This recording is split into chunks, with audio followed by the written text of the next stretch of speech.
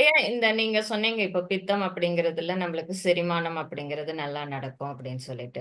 இன்னைக்கு காலகட்டத்துல வந்துட்டு இந்த செரிமான பிரச்சனை அப்படிங்கிறது அதிகமாவே இருக்கு. நெறைய பேருக்கு வந்துட்டு சாப்பிடுறது ஜீரணம் ஆகறதில்ல அப்படின்னு சொல்லிட்டு. இதுக்கு உங்களுடைய மலர் மருத்துவத்துல என்ன விஷயங்கள் இருக்கு அப்படிங்கிறத சொல்லுங்க ஐயா. அஹ் இந்த அளவுக்கு, அதாவது வள்ளுவர் குறள்ல மிகினும் குறையினும் வியாதின்றார். அது வேற ஒண்ணும் இல்ல. பித்தம் அளவுக்கு அதிகமானாலும் ஸ்டமக்ல தான். பித்தம் அது அளவுக்கு அதிகமானாலும் அளவுக்கு அதிகமான பித்த நீரை வச்சு நம்ம சாப்பாடு ஃபுல்லா செமிக்க முடியாது. அந்த சாப்பாடுகள்லாம் அந்த பித்த நீரான அமிலத்தில் கரைஞ்சு நமக்கு பயன்படாத உணவா வெளியேறிடும். பித்தமே இல்லைனாலும் இந்த சாப்பாடை செமிக்க வைக்கக்கூடிய ஆற்றல் அந்த அமிலத்துக்கு இல்லை. அதனால அது சமமா இருக்கணும்னு தான் எதிர்பார்த்து இருந்திருக்கோம். அளவுக்கு அதிகமானாலும் தப்பு, அளவுக்கு குறைஞ்சாலும் தப்பு. அதை உற்பத்தி பண்ணக்கூடிய ஆற்றல், முக்கியமா பித்தத்தை உற்பத்தி பண்ணக்கூடிய ஆற்றல் புளிக்கும் தக்காளிக்கு மாத்திரம்தான் இருக்கு. ஏன்னா இது ரெண்டும் பித்தத்தை கூட்டக்கூடியது. தக்காளி பூலையும் புளியம்பூலையும் எடுத்து வச்சிருக்கேன். நமது முன்னோர்கள், நமது பாட்டிமார்கள்லாம் வாரத்துக்கு ஒரு தடவை 2 தடவை ரசம் சாப்பாட்டுக்கு சேர்த்துக்கிட்டாங்க. அதுல புளிய போட்டு ரசம் பண்ணாங்க அல்லது தக்காளியை போட்டு ரசம் பண்ணாங்கன்னா இருக்கு. இது ரெண்டும் அப்பப்ப நம்ம பித்த நீரை உற்பத்தி பண்ண ரெகுலேட் பண்றதுக்காக உபயோகப்பட்ட மிக உயர்ந்த பொருள். புளிய நிறுத்துன்னு சொல்றது மிக மிக தப்பான விஷயம். உணவில் புளியை சேர்க்காதீர்கள், அது உங்களை புளிப்புத்தன்மையை கொண்டு வரும்ங்கிறது தப்பு. நமது எண்ணங்கள் தான் உடம்புல புளிப்புத்தன்மையை கொண்டு வருதே ஒழிய ஒரு 20 கிராம் புளிப்பை கூட்டுறது இல்ல. பட் அது அவசியம். வாரத்துக்கு ஒருக்காவது புளிப்பை வச்சு ஒண்ணு தக்காளி ரசமோ அல்லது புளி ரசமோ வச்சு சாப்பிட்டதுக்கு காரணமே அப்பப்ப நம்ம பித்த நீர் ரெகுலேஷன் நார்மலா இருக்கணுங்கிறதுக்காக தான். நம்ம உணவு முறையில அதுக்கு கட்டாயமா இது ரெண்டு வேணும். இந்த எண்ணங்கள் ரொம்ப கெட்டு போய் கோபம் அதிகமாகி புளிப்பு அதிகமானால் அதை ரெகுலேட் பண்றதும் புளியப்பூ தான். அத டாக்டர் ஹனிமனும் டாக்டர் பாச்ச கண்டுபிடிச்ச மிகப்பெரிய தியரி என்னன்னா, எது எக்ஸஸ் ஆகுதோ அதை தன்னோட ஈர்த்துக்கிறதும் அந்த மலர் தான். அளவே இல்லைனாலும் அதை உற்பத்தி பண்ண வைக்கிறதும் அதுதான். இதுக்கு ஒரு சின்ன உதாரணம். நிறைய மழை பெஞ்சிட்டா அந்த நீர் வெள்ளமா பெருக்கெடுக்காம உறிஞ்சிறதும் பூமி தான். உங்களுக்கு தண்ணி எப்ப வேணுமோ அதை திருப்பி கொடுக்கறதும் பூமி தான் வச்சிருந்து. இதைத்தான் ஹனிமனும் டாக்டர் பாச்சும் என்ன கண்டுபிடிச்சாங்கன்னா, எக்ஸஸா புளிப்பு வந்துட்டால் அதை அப்சர்வ் பண்ணக்கூடியதும் தக்காளியுடைய புளிப்பு சுவையோ அல்லது புளிப்பு சுவையோ, இல்லவே இல்லைனாலும் அதை உற்பத்தி பண்ணக்கூடிய ஆற்றலும் அதுதான் உண்டு. அதனால நம்ம உறுப்புகள்ல ராஜ உறுப்பு லிவர் தான். லிவரின் செயல்பாடு நிர்ணயிக்கு தான் மனிதனுடைய செயல்பாடு நின்று போகுது. மனிதனுடைய இறப்புங்கிறது லிவர் இறப்பு தான். அது இறக்காம பார்த்துக்கிற கூடிய ஆற்றல் புளிப்பு எக்ஸஸ் ஆகாமையும் புளிப்பு குறையா போயிடாமையும் பார்த்துக்கிட்டாலே போதும். அதனால இந்த மித்தையெல்லாம் தானாவே ரெகுலேட் பண்ண முடியும். பித்தத்தை மாத்திரம் எண்ணங்களால பண்ண முடியும், இல்லைன்னா அந்த உணவு வகையால பண்ண முடியும். இதுல ஸ்ரீ ஸ்ரீ ரவிசங்கர்னு ஒரு ஆர்ட் ஆஃப் லிவிங் மார்க்கம் இருக்கு. அங்க உள்ள ஆயுர்வேத டாக்டர்கள் எல்லாம் தன்னுடைய வாழ்க்கையில இந்த தியானத்தை முக்கியமா ஏற்பட்டு தொழில் பண்ணாம சர்வீஸ் ஓரியன்டா இருக்காங்க. அவங்க இதுல நிறைய மருந்து தயாரிக்கிறாங்க. அந்த மருந்துல ஒண்ணு முன்னாடி அம்ப்ரோஷியான்னு தயாரிச்சாங்க. இப்ப அதுக்கு தேவதர்ஷினின்னு பேரு. அந்த மாத்திரையை டெய்லி ஒரு மாத்திரை சாப்பிட்டவொன்னே சாப்பிடுங்கன்னு சொல்றாங்க. சாப்பாடை செமிக்க வைக்கக்கூடிய ஆற்றல் irrespective ஆஃப் அவர் மைண்ட் கண்டிஷன் அதுக்கு இருக்கு. அது நம்ம பித்தத்தையும் ரெகுலேட் பண்ணி சாப்பாடை செமிக்க வைக்குது. நமது வாழ்வியல்லையே கொஞ்சம் லேட்டா சாப்பிடுறோம்னு வச்சுக்கோங்க, அல்லது விரதம் இருந்துட்டு சாப்பிடுறோம்னு வைங்க, அளவுக்கு அதிகமாக பித்த நீர் சுரந்து வயிற்றுல இருக்கும். அந்த பித்த நீர் நிறைய இருக்க டயத்துல நீங்க உடனே சாப்பாடை போட்டோம்னா சாப்பாடு செமிக்கிறத விட அந்த உணவு நமக்கு பயன்படாம போயிருங்கிறதுக்காக முதல்ல விரதத்தை முறிக்கிறதுங்கிறதுக்காக 1 டம்ளர் எலுமிச்சம்பழ ஜூஸ் குடிச்சிருக்கோம். அது எக்ஸஸ் பித்தத்தை குறைக்குது. இப்ப அது ரெகுலேட் பண்ணுதுங்கிறதுக்காக தான் முதல்ல ஒரு சாப்பிடுறதுக்கு உடனே இல்ல, ஒரு 1/2 மணி நேரத்துக்கு முன்னாடி ஒரு 1/2 டம்ளர் எலுமிச்சம்பழ ஜூஸை குடிச்சிட்டு அதுக்கப்புறம் சாப்பிட உட்கார்ந்தோம்னா நம்மள அறியாம எக்ஸஸ் பித்தம் உண்டானதை அது ரெகுலேட் பண்ணிக்குது. நீங்க விரதம் இருந்து பல அரசியல்வாதிகள் விரதம் இருந்துட்டு விரதத்தை முறிக்கையில முதல்ல லைம் ஜூஸ் குடிக்கிறது. இப்ப அதுக்கு வேற புது பேர் கொடுத்துருக்காங்க. ஹோட்டலுக்கு போனா ஸ்டார்ட் அப் ஏதாவது வேணுமான்னு. அந்த எக்ஸஸ் இதை குறைச்சிட்டு வேணுங்கிற உணவை சாப்பிடுகிறதுக்கு தான். அது எல்லார் வாயிலையும் வந்துருச்சு. ஆனா அதோட சயின்ஸ் என்னன்னு யாருக்கும் தெரியல. ஸ்டார்ட் அப் ஏதாவது சாப்பிடுறீங்களான்னு கேக்குறோம். நிறைய சாப்பிடுறதுக்கு ஆர்வமா வந்திருக்கோம். அவைகள் உடம்போட ஒட்டணும்னா முதல்ல உள்ள அமிலத்தன்மையை கொஞ்சம் குறைக்கிறதுக்கு ஏதாவது ஸ்நாக்ஸ், காளான் 65, பழங்கள் சாப்பிடுவாங்க இல்லைங்களா? பழங்கள் சாப்பிடுறது ரொம்ப முதல்ல பழங்கள் சாப்பிடுறது ரொம்ப ஆரோக்கியமான மலம்பு கொண்டு போகும். சாப்பிடுறதுக்கு அரை மணி நேரத்துக்கு முன்னாடி ஆரஞ்சு ஜூஸோ, கிரேப்ஸோ, ஆப்பிளோ, வாழைப்பழமோ, எனி ஃப்ரூட் சாப்பிட்டுட்டு அதோட தன்மையை குறைச்சிட்டு சாப்பிட ஆரம்பிச்சோம்னா அந்த உணவு உடம்புல தன்மயமாக்கப்படுது. அதுக்கு பேர் தான் ஜீரணமாகிறதுன்னு பேர். சூப்பர் ஐயா. ரொம்ப நல்லா இருக்கு. ஐயா இப்போ வந்துட்டு இந்த பனிக்காலத்துல வந்துட்டு குழந்தைங்களுக்கு வந்துட்டு சளி, ஜுரம் அப்படிங்கிறது அதிகமாகும். சோ அத பத்தி ஒருத்தர் கேட்டிருக்காங்க. இந்த சளி, ஜுரம் குழந்தைங்களுக்கு எப்படிப்பட்ட மருந்து குடுக்கலாம்? என்ன செய்யலாம்? அப்படிங்கிறத நீங்க சொல்லுங்க. சரி. மனிதனுடைய பனிங்கிறதே குளிர்ச்சி. குளிர்ச்சி நமது உடம்பில் ஜீரணிக்கப்படவில்லை என்றால் நம்மளுடைய மண்ணீரல் பலம் இழந்திருக்கிறார். மண்ணீரல் அந்த மண்ணீரல்ல நல்லா ஸ்ட்ரென்தன் பண்றதுக்கு உள்ள மூலிகைன்னு எடுத்துக்கிட்டோம்னா மெட்டல் எடுத்தோம்னா துத்தநாகம் தான். சித்த வைத்தியத்துல நாகபஸ்பம் வச்சிருக்காங்க. அல்லது ஹோமியோல ஜிங்கம் மெட்டாலிக்கம்னு வச்சிருக்காங்க. இந்த 2 மெட்டலும் இல்ல தாவர இனம்னு பாத்தீங்கன்னா ஒரே ஒரு இனம் தான் வச்சிருக்கு. அது சீந்தில் கொடின்னு பேரு. Botanical name tinospora cordifolia. இந்த சீந்தில் கொடி நம்ம மண்ணீரலை பலப்படுத்தும். மண்ணீரல் பலமாயிட்டா இந்த குளிர்ச்சியினால் ஏற்பட்ட பாதிப்புகளினால் இறந்த செல்களை மண்ணீரலே பிரிச்சுட்டு அந்த எவ்வளவு பிரிச்சிருக்கோமோ அதை உற்பத்தி பண்ணக்கூடிய கமாண்ட் டைம் அது உற்பத்தி பண்றது இல்ல. அது செத்த செல்களை சமாதி கட்டுற வேலையை பண்ணும். அந்த மண்ணீரலை பலப்படுத்தினாலே போதும். அதுக்கு சீந்தில் கொடி தான் ஒரே மூலிகை. மூலிகையில எடுத்தோம்னா உணவுன்னு எடுத்தோம்னா நம்ம மெட்டல் எடுத்தோம்னா நாகம் தான். நாகபஸ்பம்னு வச்சிருக்கிறது மண்ணீரலை பலப்படுத்தும். அது எதுவுமே வேண்டாம். ஆரோக்கியமான எண்ணங்களோட இருந்துட்டா மண்ணீரல் தானா ஒழுங்கா வேலை பார்க்கும். குளிர்ச்சி தன்மை தான் சளியை கொண்டு வருது. அது எவ்வளவு குளிர்ச்சியா இருந்தாலும் நம்ம உஷ்ணத்தோட இருந்துட்டோம்னா அது நம்மளை காம்பன்சேட் பண்ணும். அதை செய்யக்கூடிய ஆற்றல் நம்மகிட்ட உள்ள வெள்ளை எண்ணுக்கு தான் உண்டு.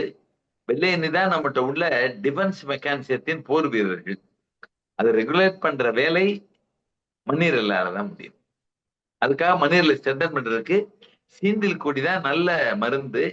எனக்கு தெரிஞ்சு 60கள்ல எல்லாம் திருநெல்வேலி கிராமங்கள்ல எல்லாம் பலசர கடையிலே சீந்தில் கொடியோட குச்சிகள் எல்லாம் வச்சிருந்திருக்காங்க. வீடுகள்ல காப்பி போடையில இந்த சீந்தில் கொடி குச்சியையும் 1-2 தட்டி பவுடர் பண்ணி உலக்கையில வச்சு இடிச்சு காபி டிகாஷனோட சேர்த்து அதை போட்டு இருந்திருக்காங்க. இன்னைக்கு அது எதுக்காக சேர்த்தோம்னு தெரியாம மறைஞ்சு போச்சு. காபி டிகாஷனுக்கு ஏன்னா ரெகுலரா காபி குடிக்கிறோம், அதோட இந்த மூலிகையும் போட்டோம்னு டெய்லியே அதை யூஸ் பண்ணியிருக்காங்க. இன்னைக்கு சித்த மருத்துவ கடையில சீந்தில் சர்க்கரைன்னு கிடைக்குது. அதுல இருந்து எடுக்கப்பட்ட ஒரு எசன்ஸ். கிட்டத்தட்ட குளுக்கோஸ் மாதிரியே வெள்ளையா இருக்கும், ஆனா இனிப்பா இருக்காது. அதை நம்ம எலுமிச்சம்பழ ஜூஸ்லயோ காஃபிலையோ பால்லயோ ஒரு பிஞ்சு எடுத்து போட்டு குடிக்கிறதே எதிர்பார்த்தலை கூட்டும்.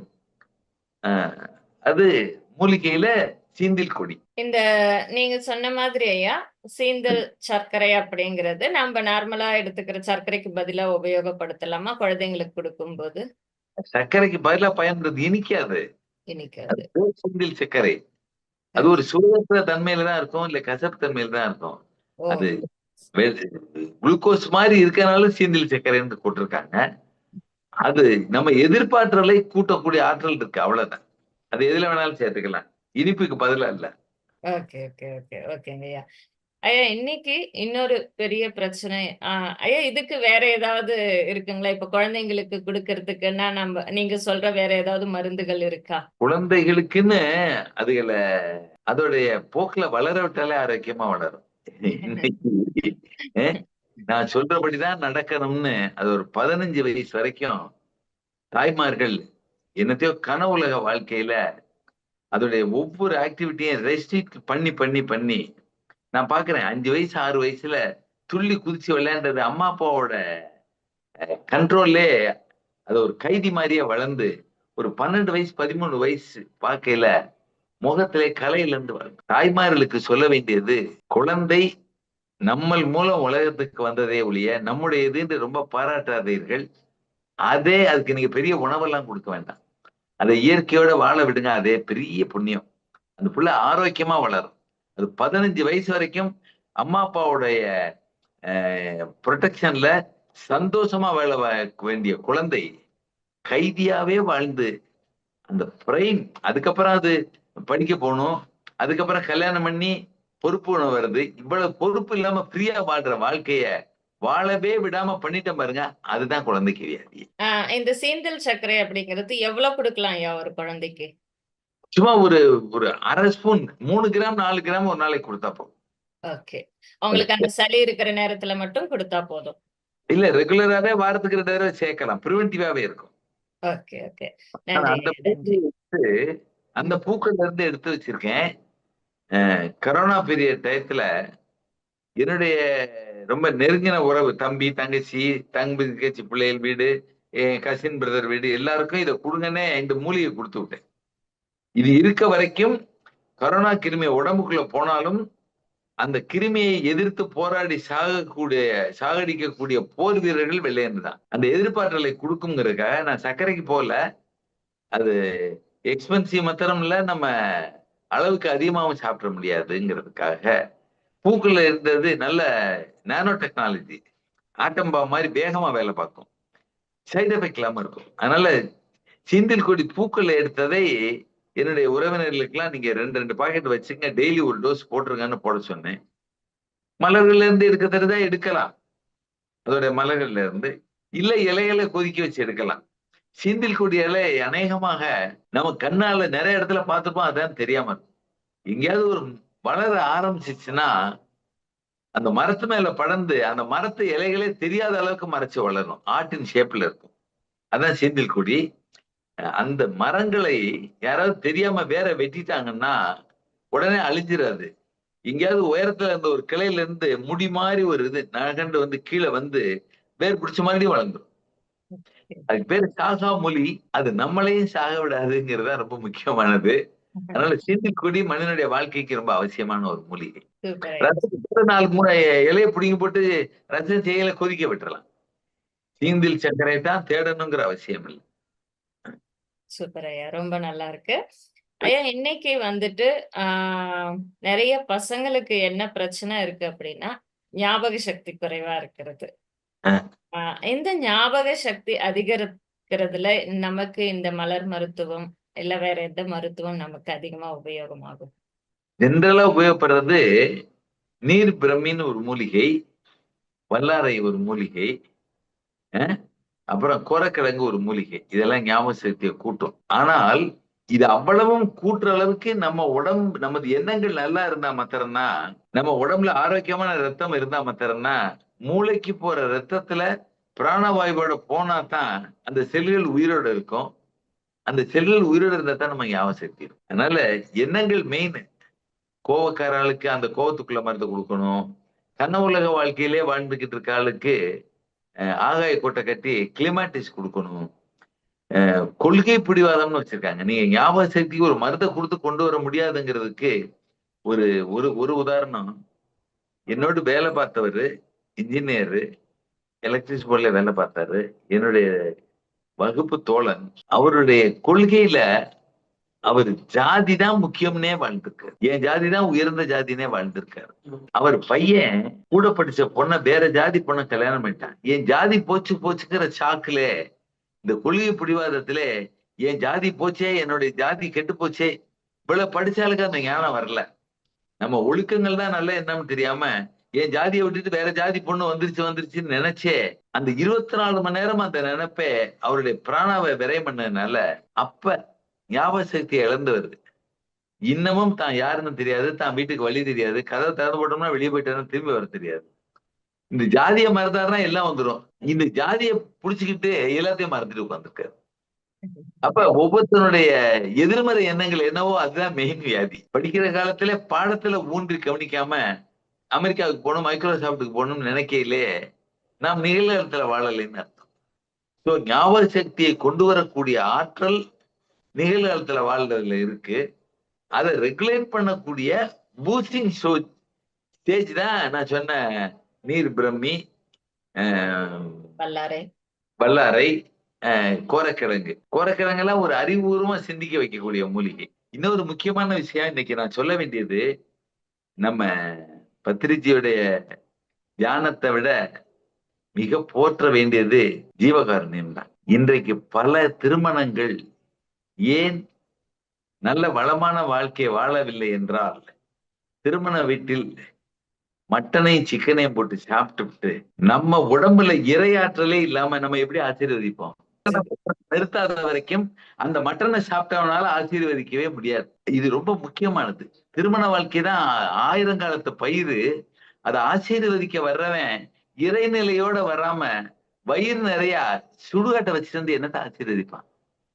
அதனால கல்யாண வீடுகள்ல மட்டன் போடுறத நிறுத்தாத வரைக்கும் மட்டனுக்காகன்னு வர்றவன் நம்மளை எப்படி ஆசீர்வதிப்பான்? சாப்பிடுறதுக்குன்னு வர்றவன். அதை நிறுத்தணுங்கிறது ரொம்ப முக்கியம். இது மூலம் உலகம் புரிஞ்சுக்கிறட்டும்.